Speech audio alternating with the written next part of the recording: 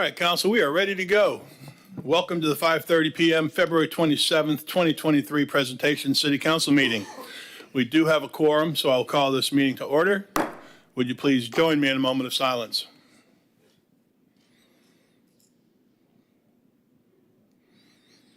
And the pledge to the flag. I pledge allegiance to the flag of the United States of America and to the republic for which it stands, one nation, under God, indivisible, with liberty and justice for all.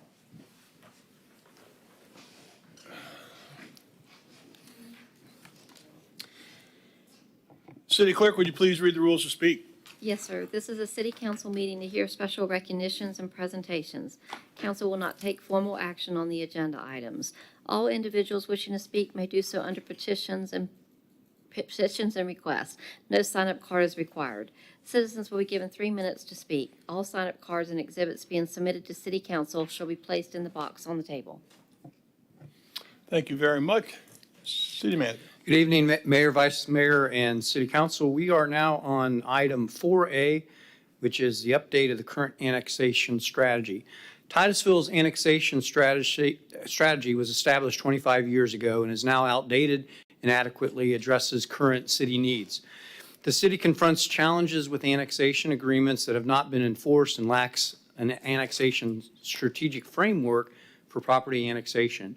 The revised strategy aims to implement a robust site suitability analysis prioritizing properties based on utility infrastructure, proximity, location, and areas of critical concern, and potential for significant tax revenues with minimal service burdens. This approach is designed to guide Titusville towards an informed strategic annexation decisions, aligning the city's economic development and sustainability goals. Brad and Nicholas are here to give you a presentation on this. There's no action required. There is an item at your 6:30 meeting that will require action. Thank you very much. Gentlemen. Good afternoon, Council. So I wanted to cover with you an update of kind of where things are with the annexation and some proposed solutions kind of moving forward for your advice later. First thing, as stated, the annexation strategy was implemented in 2001. It was adopted with a 5-year horizon, so obviously that time has passed.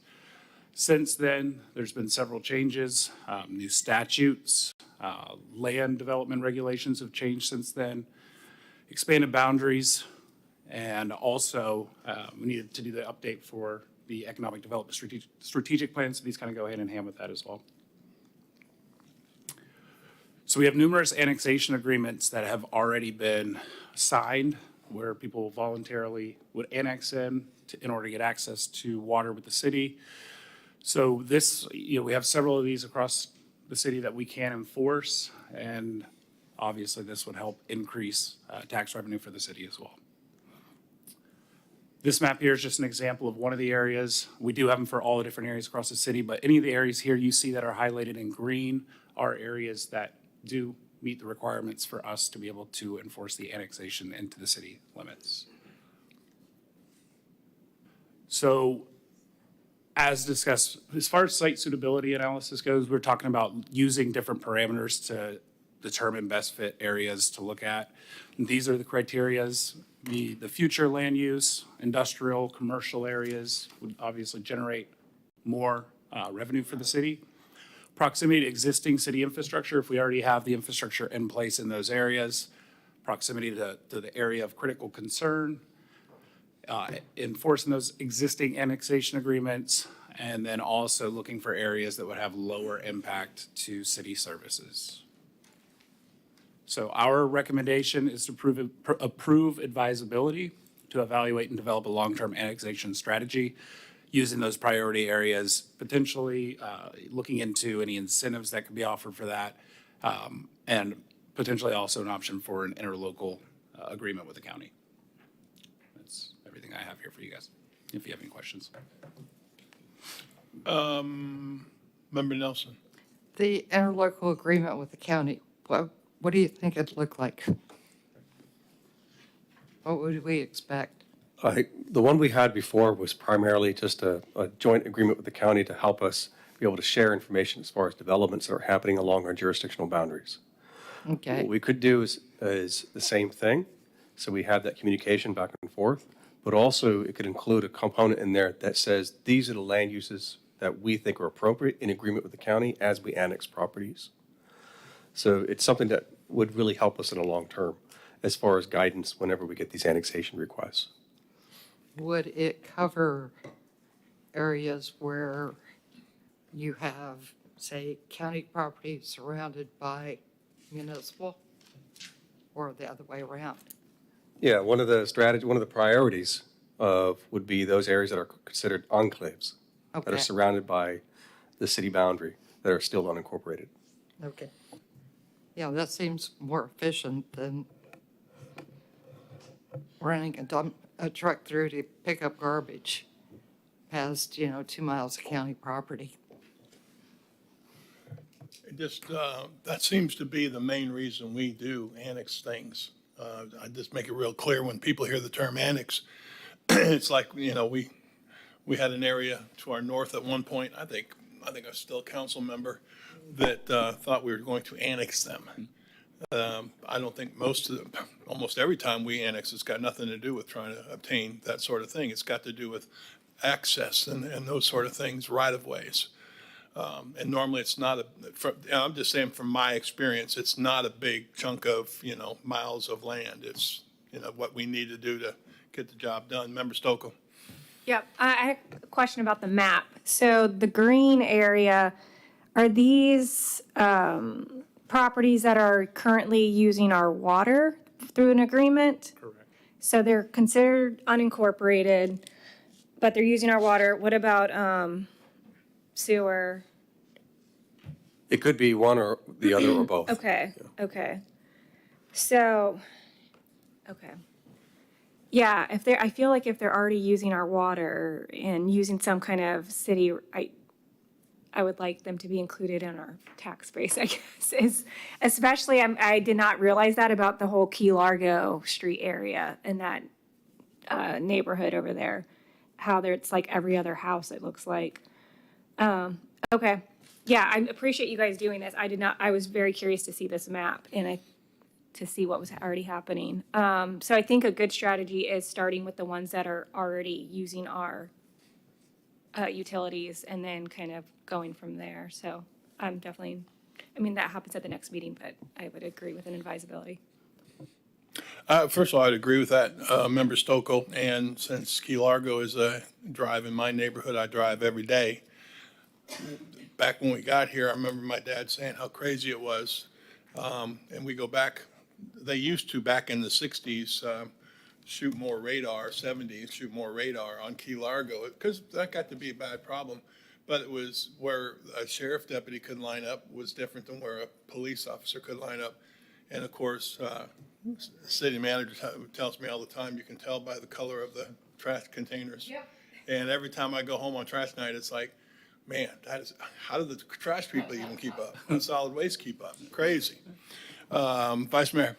Yes, I understand that in annexation, we are trying to look at out in the future, what would be best for the city as far as revenue, and also, looking at the water situation, if we already given them water, or if they've signed that agreement that we have with them. How much consideration is given to, in this process as we go through to try to, where do we go from here? The citizens of Titusville, how much input are you going to seek from them as far as where the citizens of the city want the city to go? How are you going to do, how is that incorporated, or if it's incorporated in that process? We can certainly, as far as the strategy that we want to present to you eventually, we can certainly make it or include a public component, engagement component or conversation component to this. Yeah, and that's what I wrote on my notes, because I think and I know that's, we are looking for the future, we don't know what our expenses are going to be down the road or what we're going to have to do as the governing body, but also get some input what the citizens want. What do they see in the future? And I think that when this process comes before us, it will cut down on some of the arguments and some of the displeasure that may happen if we have to do some of those things, and give them an opportunity to know that we're looking. I know it's, we advertise all these things in the paper and so forth, but still, if you just have, in my lifetime, if you include the people that are going to be involved, you have a greater percentage of success in the things that you do. Any other comments? Staff, anything from us? Where do we need to go with this? So if we go forward with the advisability, if you approve that later this evening, we'll come back to you. It's going to be a staff-driven strategy.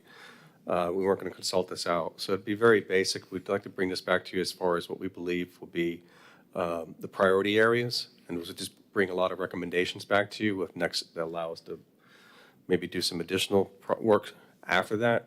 One of them could be resurrecting that joint planning agreement with Brevard County. But that won't be the strategy. That is probably one of the recommendations that comes out of this policy that we'll bring to you for your support or not. Okay. Member Cole? Yes, I have a quick question. Now, when you look at this in depth, you may find areas that you think need to be annexed that are not being annexed. Is there a way to work it out with the property owner to negotiate something so that they can, because it may make more sense for them to be a part of the city, just as the mayor talked about the Key Largo area. Are there other areas that have that same type of thing going where one side of the street might be the city and the other side of the street may be the county? So the statute has three main ways of annexation. Well, two main ways, but there's three ways that can be strategies of how to go about using those two tools. The first one is called voluntary. And so we'd have to knock on the door or ask or send a letter to someone and say, would you like to annex into the city? And there's a process for that. And then it has to be an ordinance that's to be adopted surrounding our boundaries around that property. That's purely up to the property owner to petition. The second one is a referendum, and that's a really long, lengthy process where that's part of an election cycle where you have to identify a large area where you're allowing everybody there that's incorporated to elect, basically, or to choose. That's the second main way. So the second option is really difficult. The first option is the one we've been utilizing. Our policy and our code right now says that if you want to connect to our utilities for development, we're going to require you to either annex into the city, or if you can't annex immediately, that there'll be an annexation provision in a utility agreement with us, so that in the future, we can then annex. But that process is utilizing the voluntary annexation process. So you think about it, 20 years later, we're using voluntary annexation to tell you, you now have to annex. That's mainly what the city, that's the tool, that's the way the city has been going about it for the past few decades. I think with this, we come back to you in a few months and list out some of the recommendations. One of those recommendations could be a public outreach to say to certain areas, would you consider annexing into the city? Here are the advantages of doing so. And that'll be part of more of a different public engagement outreach after the adoption of the policy. Member Nelson? What would be the fee for connecting to city sewer water? Have any, just a rough guess? So I won't hold you to like the pennies, you know? You can say $5 instead of $4.95. I mean, there is an impact fee basically to connect to our city's utility. And if you want to, and if you to develop, the way it happens right now, we're annexing a piece of property or some property wants to develop, but they're in the county and they need to get into our utilities, and they are able to annex, they will annex in the city, and we will review that through our own process. So they'll pay our own impact fees. They'll always pay our impact fees as far as utility connection regardless of whether inside the city or not. But all the others, once they're inside the city, then they pay all the other impact fees that are relevant to the city of Titusville. If they stay in the county, then you have other fees that may be associated with the county that they have to pay instead. But always, in either scenario, it's going to be some kind of hookup fee to our city utilities because we're the sole provider. So would it be sensible, advantageous to turn around and somehow lessen some of those impact fees for people, say, like Imperial Estates, to get them? It's something we can look at. I know there's some limitations on what we can do as far as our sewer. Okay, But as far as the strategy, we can explore all those options. okay, great, thanks. Any other comments from the council? I see none. Staff, you good? All right, we'll see this again shortly. City manager, Petitions and requests. petitions and requests. I see none.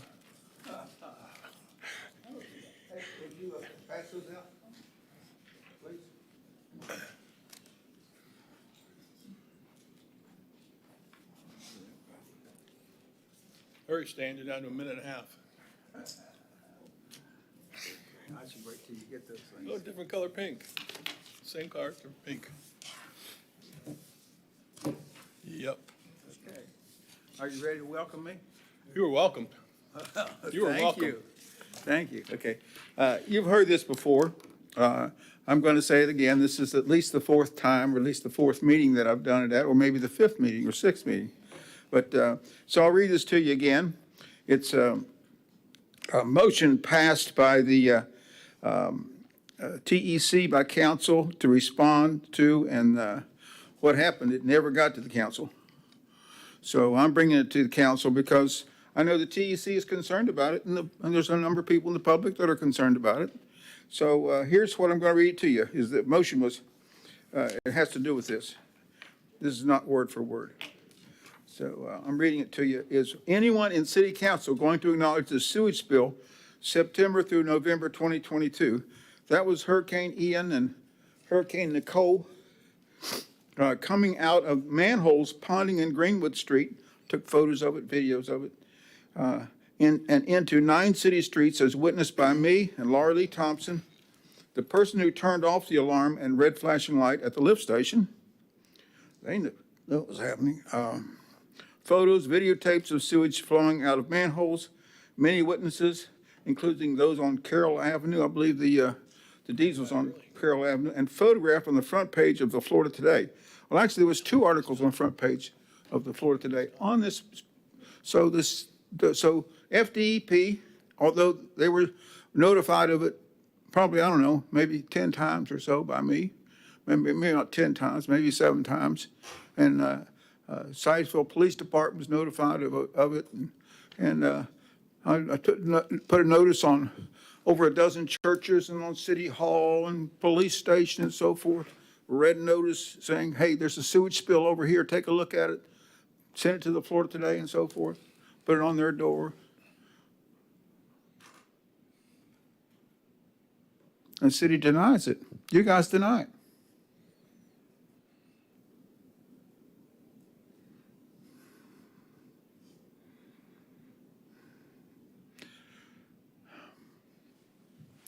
I sent you today a notification from FDEP, that's not from, but to FDEP, because they don't want to fool with it either. I've had probably about 15 different notifications went to FDEP. So when I send them a notification, I sent them these emails starting about February the 1st or 5th or something like that. They don't respond. Fact is, I've called the person who I'm talking to about the sewage spills, talked to them, left message on their phone over 7 times, at least 7 times. They don't respond. Just like you guys, you don't respond either. Thank you. You're welcome. I'm sure there's no more petitions or requests because there's nobody else out there. Council, anything you want to add before we make a move? See. With that, we will see you again at 6:30. Meeting adjourned. Trying to get away from saying dismissed like I.